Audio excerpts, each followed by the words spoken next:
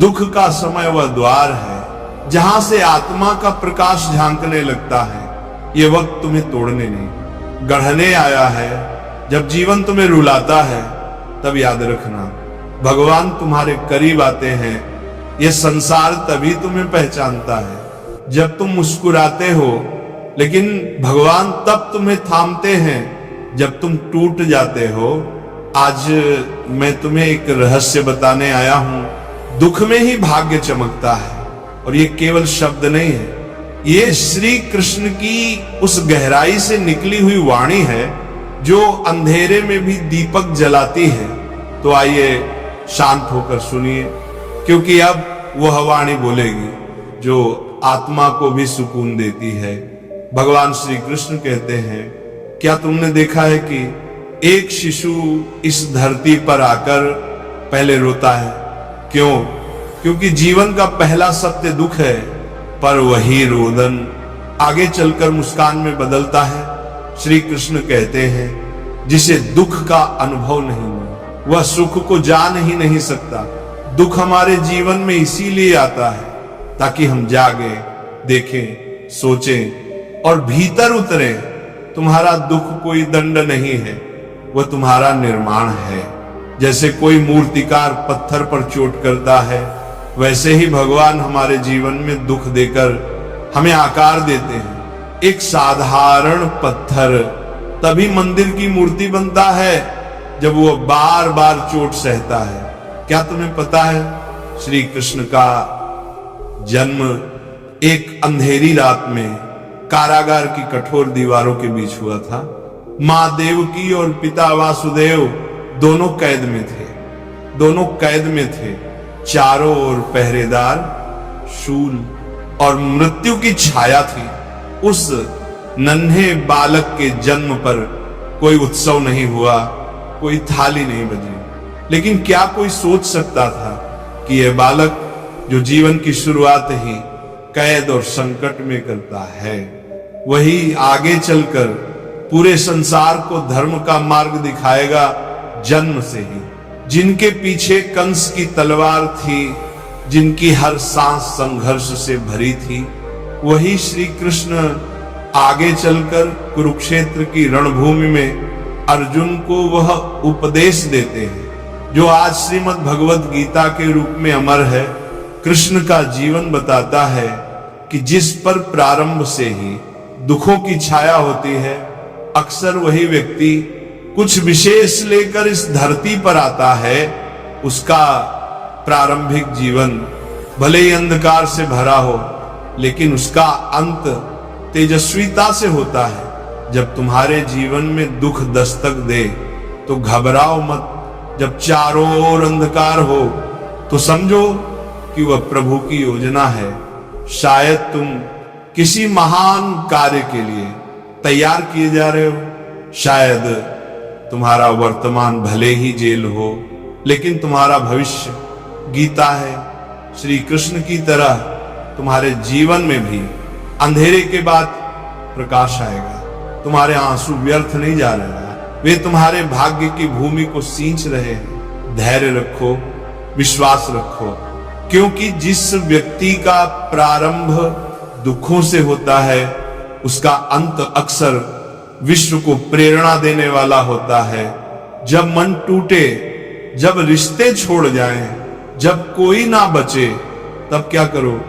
उस क्षण जब भीतर से सब बिखर जाए, जब अपनों की बातें छुरी बनकर चुभे, जब आंसू रुके नहीं और सांसें भारी लगे, तो बस आंखें बंद करो और धीरे से पुकारो, हे माधव, अब तू ही है, अब तेरे सिवा कोई नहीं। वो पुकार कोई साधारण शब्द नहीं होते, वो उस आत्मा की पुकार होती है जो दुनिया से हार कर ईश्वर की शरण में जाती है। कृष्ण कहते हैं, जो मुझे दुख में याद करता है, मैं उसका हाथ कभी नहीं छोड़ता। जो मुझे नहीं भूलता, मैं उसकी पीड़ा को भी अपना बना लेता हूं। दुख एक दरवाजा है जो हमें संसार से हटाकर प्रभु की गोद में लाता है। वो स्थान जहां कोई शोर नहीं होता, बस शांति होती है। कृष्ण की उपस्थिति होती है। जब कोई हमें समझ नहीं पाता तब कृष्ण हमारे भावों को पढ़ते हैं। जब कोई हमारी सुनवाई नहीं करता तब कृष्ण बिना कहे सब सुन लेते हैं। और जब सब साथ छोड़ देते हैं तब कृष्ण सखा बनकर पास बैठते हैं। श्री कृष्ण सिर्फ एक नाम नहीं, वह अनुभव है, एक ऐसा अनुभव जो आंसू पोंछता नहीं, उन्हें अर्थ देता है, जो दर्द मिटाता नहीं, उसे दिव्यता में बदल देता है। तो जब भी जीवन भारी लगे, जब कोई रास्ता ना दिखे, बस कृष्ण को पुकारो, वो तुम्हारे टूटे मन को भी संजो लेंगे। वह तुम्हारे अकेलेपन को भी अपने होने से भर देंगे, क्योंकि जब सब साथ छोड़ जाते हैं तब कृष्ण साथ निभाते हैं, और वही साथ जीवन की सबसे सुंदर शुरुआत होती है। श्री कृष्ण ने अर्जुन से युद्ध के मैदान में कहा, हे पार्थ उठो, दुख से भागो मत, क्योंकि यही तुम्हारा धर्म है, यही तुम्हारा सौभाग्य है। दुख जीवन का युद्ध है और युद्ध से कोई भाग कर नहीं जीतता। तुम्हारे आंसू तुम्हें कमजोर नहीं बनाते, वे तुम्हारी आत्मा को धोते हैं। जो व्यक्ति दुख से भागता है वह भाग्य को खो देता है, पर जो दुख को गले लगाता है वह भगवान को पा लेता है, क्योंकि दुख तुम्हारे भीतर छिपी शक्ति को जागृत करता है। जब सारी दुनिया तुम्हारे खिलाफ होती है, मारा प्राण को तुम्हारे बदले, तब तुम्हें पता चलता है कि तुम क्या हो। जब सब छूट जाता है तब पता चलता है कि वास्तव में भगवान ही साथ हैं। श्री कृष्ण कहते हैं, मनुष्य तब तक अधूरा है जब तक वह दुख को सच्चा मित्र नहीं मान लेता। जैसे अंधेरे में ही तारे दिखते हैं, वैसे ही जीवन के अंधकार में ही भाग्य का दीप जलता है। एक गरीब ब्राह्मण फटे वस्त्र, खाली पेट और कांपते कदमों से अपने मित्र श्री कृष्ण के पास आता है। उसके पास भेंट में मात्र पोहा है, पर क्या हुआ, कृष्ण ने उसे गले लगाया, उसके चूड़े खाए और उसके भाग्य को इतना चमकाया कि वह राजा बन गया। जब तुम दुख में हो, ईमानदार हो, सच्चे हो, तब तुम श्री कृष्ण के सबसे प्रिय होते हो। तुम्हारे फटे कपड़े उन्हें नहीं रोकते, तुम्हारा रोता हृदय उन्हें खींच लाता है। क्या आज तुम्हारा मन टूटा हुआ है? क्या तुमने किसी अपने को खोया है? क्या तुम्हारी मेहनत का फल नहीं मिला? तो शांत हो जाओ, क्योंकि यही वह समय है जब श्री कृष्ण तुम्हारे करीब हैं। तुम्हारी सांसों में वह गीत गा रहे हैं जो तुम्हारे भाग्य को फिर से लिख देगा।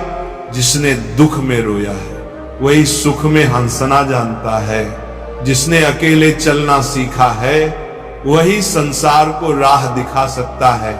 श्री कृष्ण तुम्हें दुख इसीलिए दे रहे हैं क्योंकि वह तुम्हें गढ़ रहे हैं।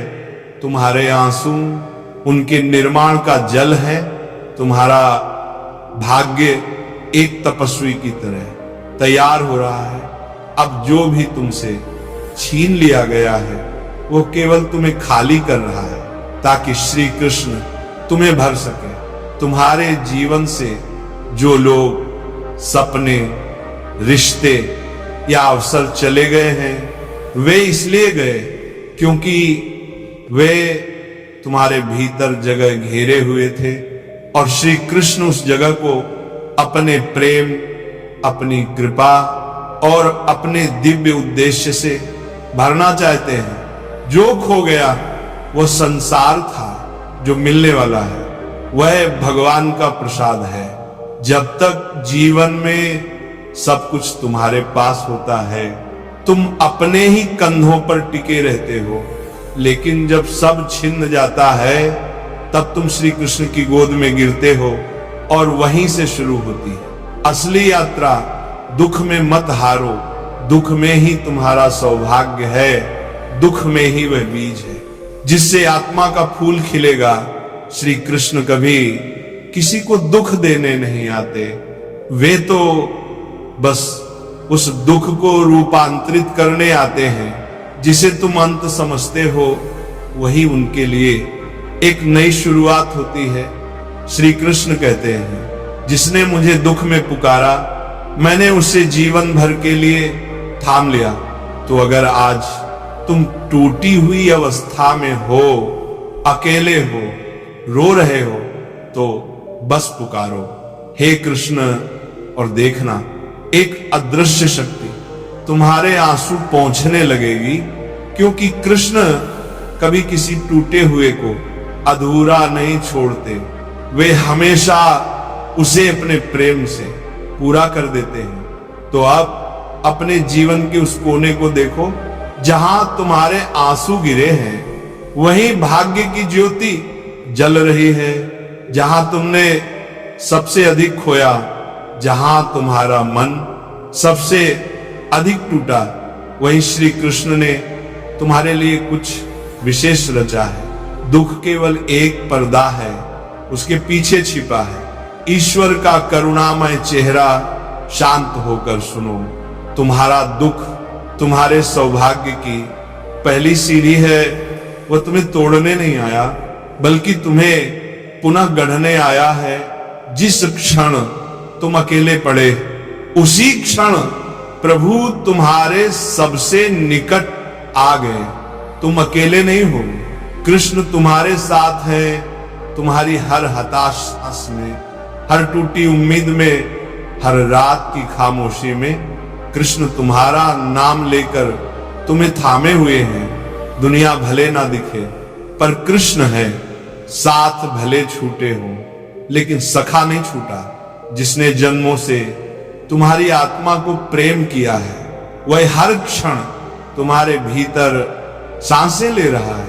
तो कह दो, हे कान्हा, अब मैं डरता नहीं, क्योंकि मैंने जान लिया दुख में ही तू है और तू ही मेरा भाग्य है। अब जो भी आए उसे स्वीकार करो, क्योंकि अब तुम अकेले नहीं, अब हर परिस्थिति में तुम्हारे साथ चल रहे हैं श्री कृष्ण। और जब कृष्ण साथ हो तो दुख भी सौभाग्य बन जाता है। क्या आपने कभी सोचा है कि क्यों अक्सर सबसे बड़ा परिवर्तन सबसे गहरे दुख के बाद आता है?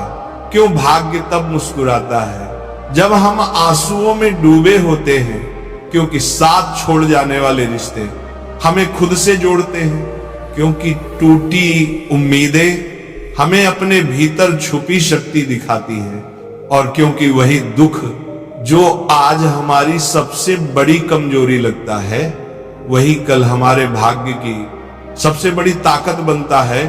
जब अंधेरा घना होता है, तभी तारे सबसे ज्यादा चमकते हैं।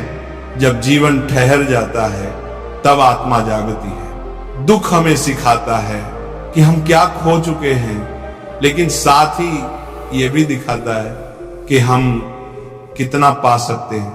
भाग्य कभी भी आराम की गोद में नहीं चमकता, वह चमकता है तब जब हम टूटे हुए होते हैं पर फिर भी चलते हैं, जब हम थके होते हैं पर फिर भी रुकते नहीं, जब हम रोते हैं पर हार नहीं मानते।